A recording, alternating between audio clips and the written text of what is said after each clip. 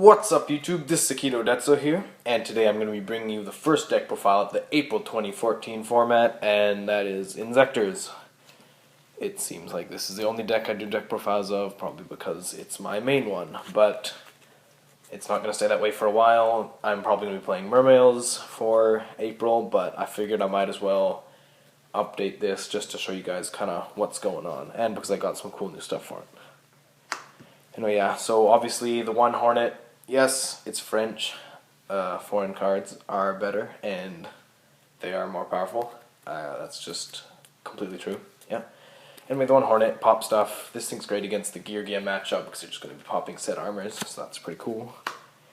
Also, he activates Dragonfly's effect, which special summons your Inzektors. The other one of Inzektor's Gigamantis, because he's just your other equip, and he special summons when he's sent to the graveyard, which is very useful in the OTK. And then the last one of is the Hopper, just because we want to have something to special summon in the deck, and if you have him in Centipede, you can attack directly, which is kind of cool, and do some damage that way.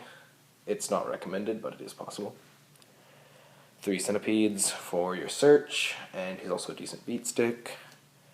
3 Ladybugs. I've seen people cutting this down to 2. I think that's a mistake. I think it's always good to have Inzektors in the deck to special summon, because a Ladybug in the grave and this guy can turn into level 3 or level 4 if you want to Exceed. My favorite Exceed right now is probably Daigusto Phoenix in the OTK, because he can attack twice. He's just a really cool card. I love him a lot. So Ladybug, definitely 3 in my book.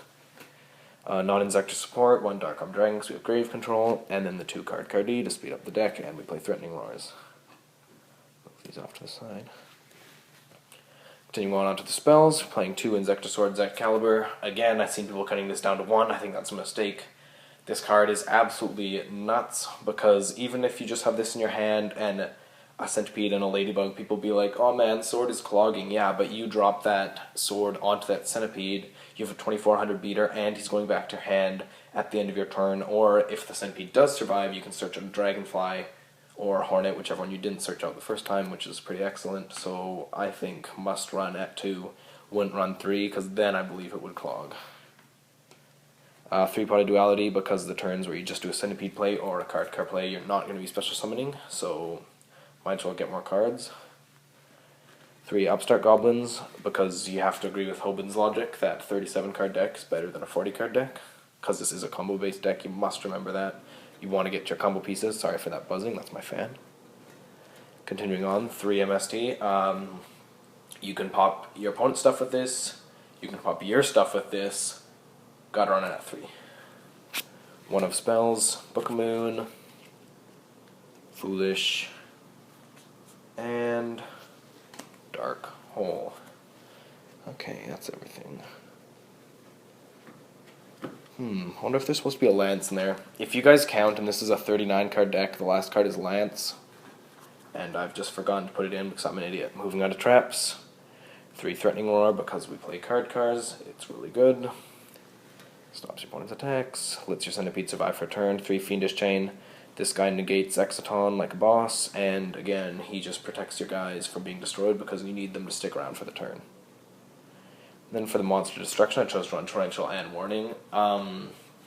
Didn't go for Bottomless or Compulse.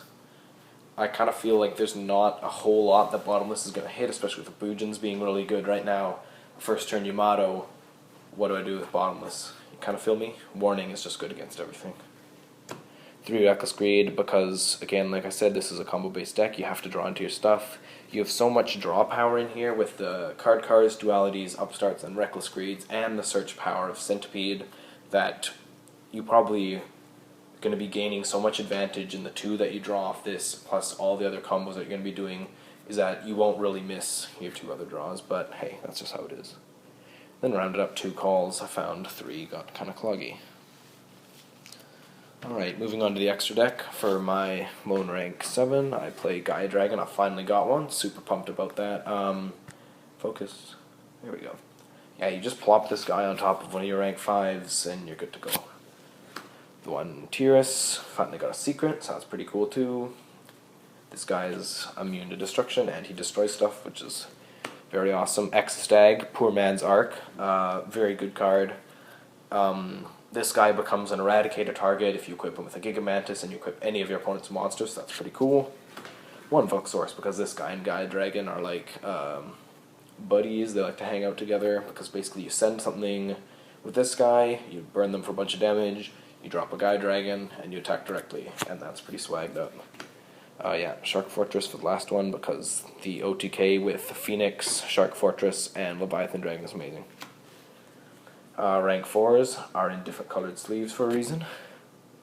Exciton Knight, Arc, Revolve Chain, and Cowboy. These 4s are extremely powerful, and yeah, I love making 4s because Revolve Chain gets you 2 searches, Cowboy's going to burn for your last bit of damage if you do some kind of weird OTK, Exciton Knight's going to get rid of any kind of card advantage your opponent has, Arc gets rid of problem cards for this deck like Lead Yoke, Stardust, so that's very cool. Yep, that's the 4s. Moving on to 3s. Leviathan Dragon for the OTK. He's a big beat stick. Rather play this guy than Acid Golem because 1, he's an instant detach, and 2, if my opponent does something funky to him or prevents me from attacking, then I'm not going to be taking burn damage the next turn. Or 2 turns away, sorry. The 1 Leviair, bring back your stuff that's banished with Darkarm Dragon, or if your opponent bottomless to Centipede, which is always a big problem. I chose trying Fortune Tune over Zen Mains, just because this card can't be targeted, makes it really good, especially in the mirror match. I normally play against my another buddy of mine who plays Dark Worlds and Inzektors, so obviously you can imagine that target destruction would be kind of an issue. So in that regard, I chose to play Fortune Tune over Zen Mains. You can play either one, depending on what you're playing against. I chose this guy. 1 Giga Brilliant, a very cool card. He can bump Shark Fortress up to 2500, so he can be used as an Eradicator target.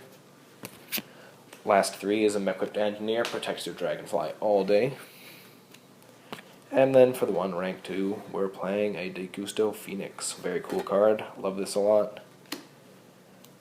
Anyway, yeah, that's the Inzektor deck. If you have any questions, comments about the deck, any cards you think I should take out, change, update, just let me know. I'm always open to you guys' criticisms. So yeah, if you enjoyed this deck profile, don't forget to like, comment, and subscribe, and check out my channel for more Yu-Gi-Oh videos. This is Akito Detzel, out.